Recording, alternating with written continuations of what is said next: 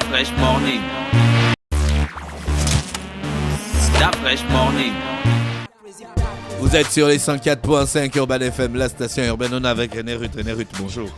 Bonjour Dafresh. Comment tu vas ce matin? Bonjour Gina, je vais bien et toi? Tu es à la forme? Oui, Dafresh, je suis à la forme. Dernier rendez-vous de l'année, hein? Je te jure. Dernier rendez-vous de la semaine et de la saison dans le dans le morning. Mais ça va. Donc tu démarres le Mac des vacances?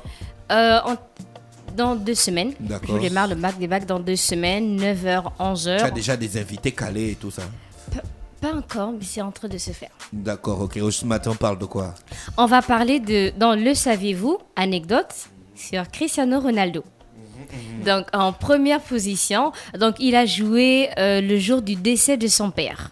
Il faut avoir vraiment un mental d'acier pour le faire. Hein. Ah bon? Début septembre 2015, donc José Diniz Aveiro, il meurt d'une tumeur du foie, donc des suites de son alcoolisme. Donc Cristiano Ronaldo apprend le décès de son père quelques heures seulement avant le match décisif pour les qualifications à la Coupe du Monde 2006. Mais malgré cela, il veut jouer. Donc ils ont fait un match nul, mais il sera tout de même élu homme de match. Je ne sais pas si je peux jouer le décès de mon père, mais bon. Ça dépend si ton père t'a toujours poussé à faire du foot et tout.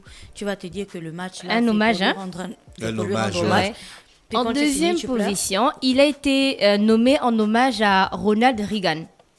Donc, le nom complet, du portugais, c'est Cristiano Ronaldo dos Santos Aveiro. Donc, Ronaldo n'est pas son nom de famille, contrairement à ce que beaucoup pensent, mais c'est son deuxième prénom. Cristiano, premier prénom, Ronaldo, deuxième prénom. Il était choisi en l'honneur de Ronald Reagan, qui est l'ancien acteur et président des États-Unis, parce que ses parents étaient vraiment fans du monsieur. Et ils ont décidé d'appeler Cristiano Ronaldo.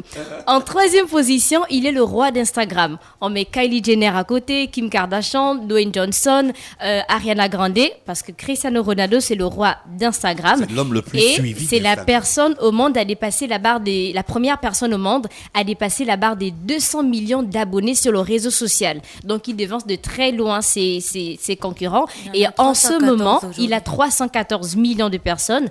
The Rock, 314 millions de followers. On a The Rock, il ne suit que 476 personnes. Oui. Et on a The Rock qui a 253 millions. Dwayne Johnson. Oui. On a Ariana Grande qui a 251 millions de followers. Et avec Selena Gomez qui a 244 millions de followers. Mais donc, si Cristiano Ronaldo parle de toi sur Instagram. 99% des personnes qui suivent sont certifiées. Voilà. Ça c'est... Donc, si Cristiano Ronaldo parle de toi, c'est une influence directement. Donc, ensuite, on a pour son premier match en 2002 avec le Real de Madrid, Ronaldo marque face au Deportivo Alavés 30 secondes après son entrée de jeu. Donc, en 30 secondes, on va dire un petit échauffement. Après, quand il court, là, directement, il prend la balle et il marque. Ensuite, on a 33,6 km/h, la vitesse de Cristiano Ronaldo en pleine accélération et ce qui fait de lui l'un des joueurs les plus rapides du monde. En 7e position, on a en 9 ans à Madrid, le Portugais aura disputé 438 matchs pour 450 buts inscrits. Donc faisons tout simplement de lui le meilleur buteur de l'histoire du club. Ouais. Ensuite, on a Cristiano qui a battu le record d'affluence lors de sa présentation au Real de Madrid. Donc, qu'on soit supporter du Real ou non, impossible d'oublier pour certains la scène. On est le 6 juillet 2009 au Santiago Bernabéu, une date qui sera sûrement gravée pour le Portugais puisqu'il a rassemblé à lui seul 80 000 personnes dans l'enceinte madrilène. Donc seulement c'était pour la présentation. Maintenant, la personne qui avait ce record, c'était Diego Maradona. On est en 1984. Il avait rassemblé 75 000 supporters. Donc ensuite, on a Cristiano Ronaldo.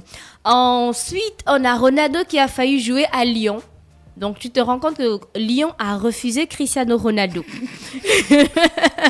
Donc, Ronaldo... Il n'était pas prêt. Il n'était pas prêt. Donc, Ronaldo aurait pu évolué dans le championnat de France à l'époque. On est en 2002. Donc, l'entraîneur du Portugal, Laszlo Bologna, s'intéresse au Lyonnais Tony Vallares. Donc, pour convaincre les dirigeants, le club portugais propose un échange. Donc, Vallares contre 2 joueurs, dont Cristiano Ronaldo. Et Lyon refuse. Lyon ne voulait pas de Cristiano Ronaldo. C'est comme ça qu'ils sont. Après les années passent, ils regardent. C'est comme Lyon. Donc, C'est Lyon. voilà. Aujourd'hui, ils ont Lyon refusé regrette. Cristiano Ronaldo, carrément. Ensuite, pour l'anecdote, Cristiano Ronaldo n'a aucun tatouage. Donc, il ne s'est jamais fait tatouer parce qu'il donne son sang au moins 2 fois par an. Donc, il a refusé. Il ne veut pas se faire tatouer à cause de ça.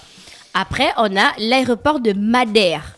Donc, le nom complet, c'est l'aéroport international de Madère, Cristiano Ronaldo, qui est un aéroport international portugais qui est situé sur l'île de Madère. Et il portait d'abord le nom de Santa Catarina jusqu'en le 24 mars 2017. Et on a rebaptisé l'aéroport au nom de Cristiano Ronaldo. Et après, on va terminer par le triplé de Ronaldo.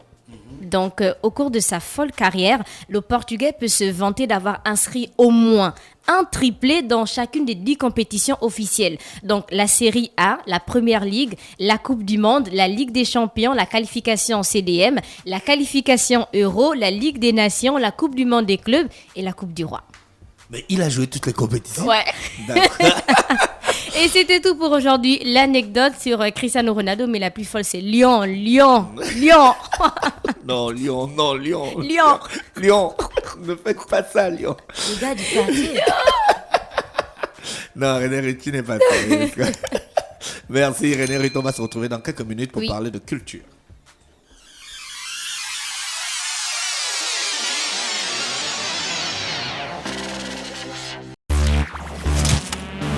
That fresh morning.